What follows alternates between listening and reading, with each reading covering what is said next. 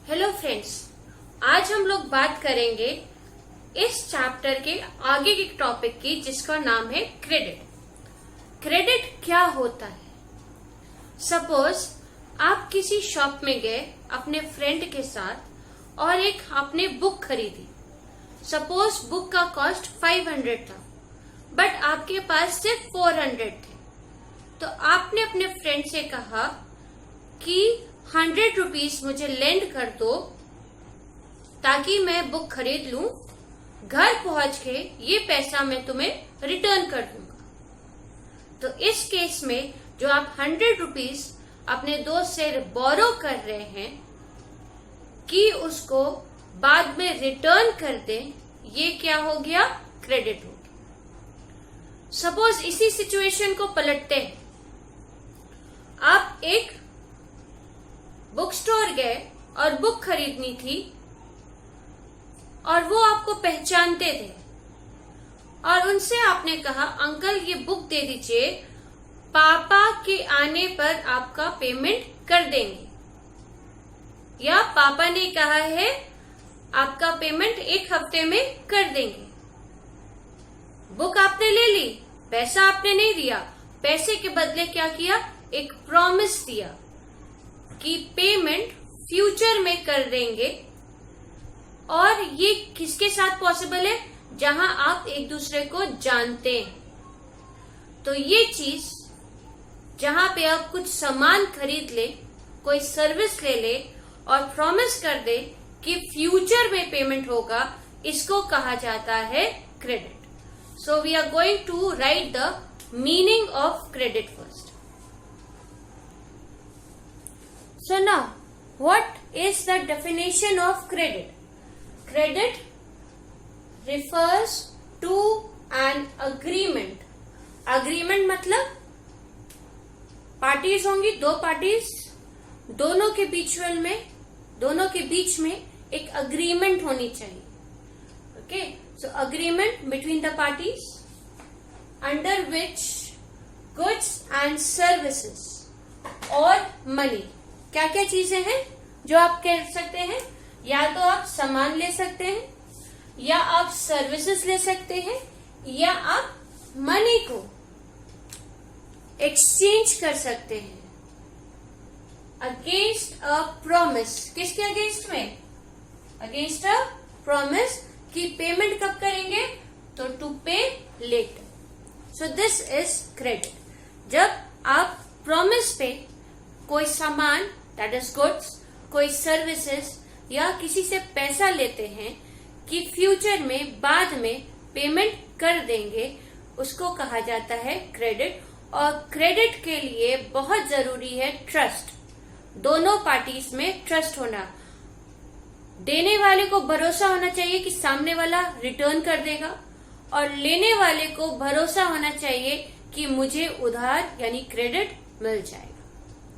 Now we'll talk about 2 different credit situations which are mentioned in your NCERT book. और इसमें दिखाया है कि एक जगह क्रेडिट अच्छा है और एक जगह क्रेडिट परेशानी का कारण बनता है. So we'll go through 2 different credit situations. The first case that we read in NCERT is of a shoe trader whose name is Salim. जो पहला केस पढ़ते हैं वो एक शू ट्रेडर सलीम के बारे में, और फेस्टिवल सीजन हेडिंग है. इस सलीम को 3000 शूज का ऑर्डर मिला. अब इस 3000 शूज के ऑर्डर को पूरा करने के लिए उसे रॉ मटेरियल चाहिए था, साथ में वर्कर्स चाहिए थे, और इन दोनों चीजों के लिए उसे पैसा चाहिए था. तो why did he need credit? So the need for loan of credit was to hire workers, दूसरे वर्कर्स को काम पे लगाने के लिए, and second was to purchase raw materials. अब ये लोन उसे मिला कहां से? तो 2 जगह से उसने लोन लिया. कैसे लिया? तो लेदर सप्लायर से कहा, मुझे रॉ मटेरियल्स दे दीजिए पेमेंट मैं बाद में करूंगा। So he availed credit from leather supplier, that is the raw material supplier. क्या प्रॉमिस किया कि will make payments later. Second loan उसने कहां से लिया? Advance cash from shoe trader. He took advance cash from the shoe trader. उससे कहा 3000 जूतों का ऑर्डर है, 1000 जूते का पेमेंट एडवांस में कर दीजिए। इस एडवांस से उसने क्या किया?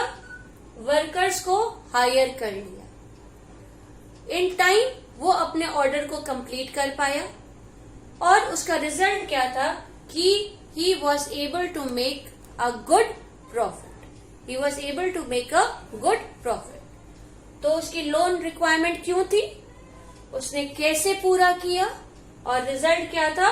Good profit. So this was the case of the festival season. Next there is another case. Second case is about a farmer, a small peasant farmer जिसका नाम है सपना। इसने लोन लिया। इसको लोन की जरूरत किस लिए थी? To meet expenses of cultivation.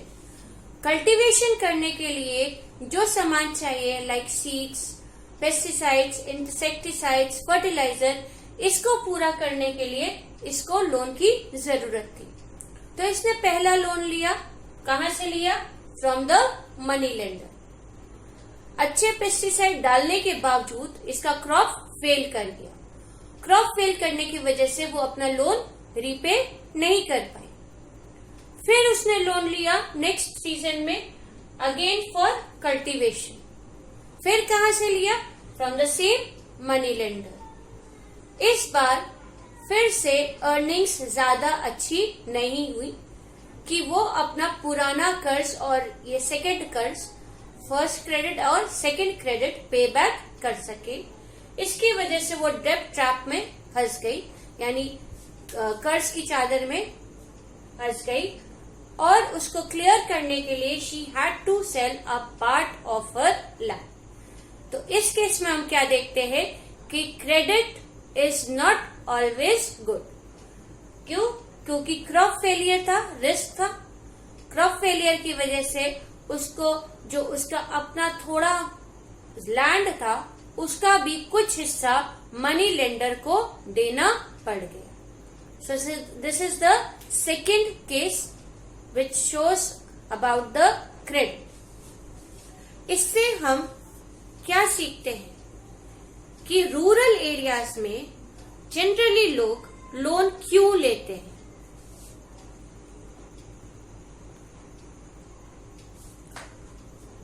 Why do people in rural areas take credit? Rural area के लोगों को क्रेडिट की जरूरत क्यों है? जैसे सपना को थी तो क्यों चाहिए? So for crop production. Because crop production जब आप करते हैं तो आपको खर्चा लगता है, कॉस्ट लगता है सीड्स का, फर्टिलाइजर्स का, पेस्टिसाइड्स का, वाटर, क्योंकि आपको ट्यूबवेल्स लगाने पड़ते हैं, सो वाटर का, इलेक्ट्रिसिटी का, रिपेयर ऑफ इक्विपमेंट्स, जो आप मशीन्स और अलग अलग चीजें इक्विपमेंट्स यूज करते हैं फार्मिंग के, वो खराब हो जाते हैं तो उसके रिपेयर के लिए, इन सब चीजों के लिए आपको पैसे की जरूरत है जो आपके पास होता नहीं, तो आपको क्या करना पड़ता है? क्रेडिट लेना पड़ता है। Next is for carrying out production activities, जो नॉन फार्म एक्टिविटीज जो आपने पालमपुर विलेज में पढ़ा था कि कोई लोग शुगर प्रोडक्शन करने लगते हैं या उसी तरह से कोई छोटा मोटा बिजनेस करने लगते हैं, प्रोडक्शन एक्टिविटीज करते हैं, उसको करने के लिए भी उन्हें पैसा चाहिए, तो इसीलिए उन्हें क्रेडिट लेना पड़ता है। Third is for daily needs. कुछ की कंडीशन इतनी खराब हो जाती है कि उनको रोज के खर्चे निकालने के लिए भी, डेली नीड्स को पूरा करने के लिए, डेली फैमिली नीड्स को पूरा करने के लिए भी लोन लेना पड़ता है।